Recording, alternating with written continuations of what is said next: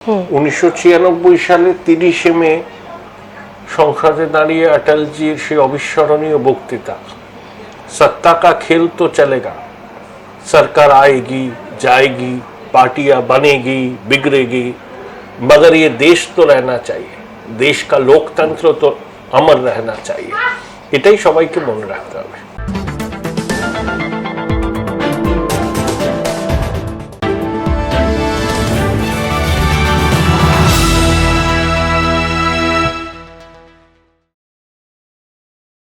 দিল্লিতে শুরু হতে চলেছে রাজনৈতিক দাবার সবচেয়ে গুরুত্বপূর্ণ চাল। 16 থেকে 18 তারিখের বিশেষ অধিবেশন ঘিরে জোর জল্পনা। ডিলিমিটেশন বিলকে কেন্দ্র করে বদলে যেতে পারে শুধু দেশের নির্বাচনী মানচিত্র নয়, পশ্চিমবঙ্গের রাজনৈতিক সমীকরণও। বিল পাস হলে এক সমীকরণ, আর ব্যর্থ হলে সম্পূর্ণ অন্য ছবি। বিজেপির কৌশল, দলবদল আইন, সুপ্রিম কোর্ট এবং বাংলার রাজনীতি সব মিলিয়ে তৈরি হয়েছে এক হাই ভোল্টেজ রাজনৈতিক সমীকরণ। এই সংসদের রাজনৈতিক ভবিষ্যৎ কোন দিকে? সব মিলিয়ে একাধিক প্রশ্ন নিয়ে আমরা কথা বলেছি রাজনৈতিক বিশ্লেষক অর্কপ্রভ সরকারের সাথে। 16-18 তারিখে ডিলিমিটেশন বিল নিয়ে সংসদের বিশেষ ও যৌথ অধিবেশন। বিলটি কি পাস হবে? অধিবেশন বলতে বসছে না সম্ভবত, এখনো পর্যন্ত ওরকমই খবর। আচ্ছা, বিল পাস হবে এই অধিবেশনে না হলেও পরবর্তীকালে শীতকালীন অধিবেশনে হবে। মানে আপনি এটা কনফিডেন্ট যে উইন্টার সেশনে বিল পাস হবে, মানে ডিলিমিটেশন বিল পাস হবেই উইন্টার সেশনের মধ্যে হয়ে যাবে। শুভেন্দু অধিকারী তৃণমূলের 20 জন বিদ্রোহী সাংসদের বৈঠক ডেকেছেন। ওই 20 জন সাংসদের এলাকার বিজেপির বিধায়কদের সেই বৈঠকে ডাকা হয়েছে। শুভেন্দু অধিকারী চান এমপি ল্যাডের টাকা খরচ করুক বিধায়কদের সঙ্গে সমন্বয়ের মাধ্যমে, ভোট আসবে ভোট যাবে, তো উন্নয়ন তো থেমে থাকবে না, তো উন্নয়নের কাজ তো চলতেই থাকবে। 1996 সালে 30 মে সংসদে দাঁড়িয়ে অটলজির সেই অবিস্মরণীয় বক্তৃতা, सत्ता का खेल तो चलेगा, सरकार आएगी जाएगी, पार्टियां बनेगी बिगड़ेगी, मगर ये देश तो रहना चाहिए, देश का लोकतंत्र तो अमर रहना चाहिए। এটাই সবাইকে মনে রাখতে হবে। কিন্তু এই যে এটা উনি করেছেন যে সাংসদ এবং বিধায়ককে নিয়ে একই মঞ্চে তুলে ধরেছেন, জনসমক্ষে যৌথভাবে উপস্থিত হন এবং কার্যত তাদের নিজেদের সাংসদ হিসেবে বিবেচনা করুন, পার্টির হুইপ কার্যকর রেখে এটা কি আদৌ সম্ভব হবে? সময় কথা বলবে। এলাকার উন্নয়ন যাতে হয়, এলাকার মানুষ যাতে বঞ্চিত না হয়, এমপি ল্যাডের টাকা যাতে খরচ হয়, সাংসদ বিধায়করা সমন্বয় রেখে কাজ করুন। এখন তো নির্বাচন নেই, এলাকার মানুষের উন্নয়নই যেন তাদের অগ্রাধিকার হয়, এটাই শুভেন্দুবাবু বলতে চেয়েছে।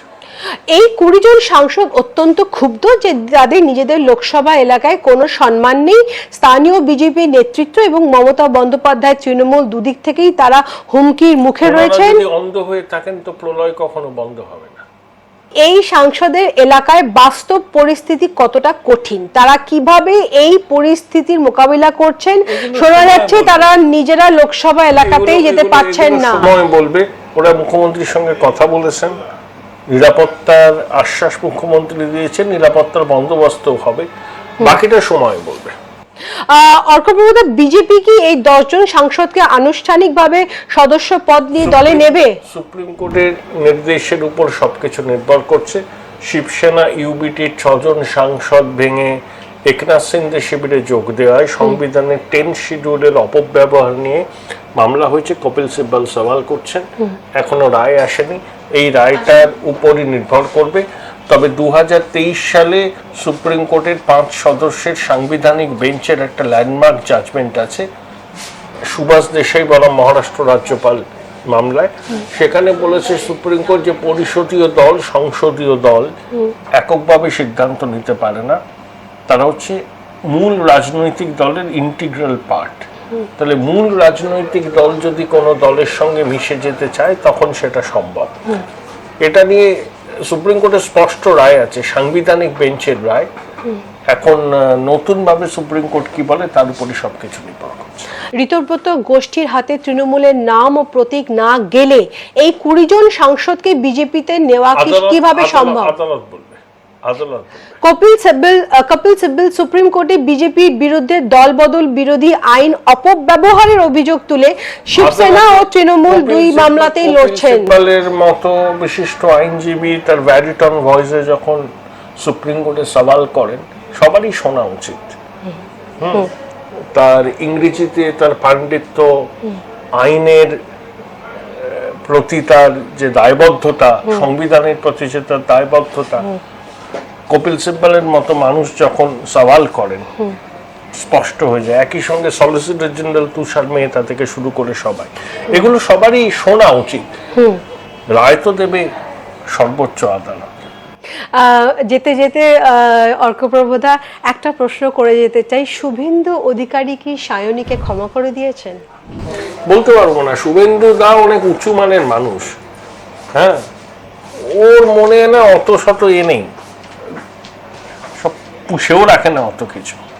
তবে শুভেন্দু বাবুকে এরা যে ভাষায় এবং যে ভঙ্গিতে আক্রমণ করেছে, আমি ওনার জায়গায় থাকলে চট করে বলতে পারতাম না। তবে শুভেন্দুদা এখন তো প্রশাসনিক প্রধান, তাকে সবাইকে নিয়ে চলতে হয়। এখন আর পুরনো কথা তিনি নাও মনে রাখতে পারেন।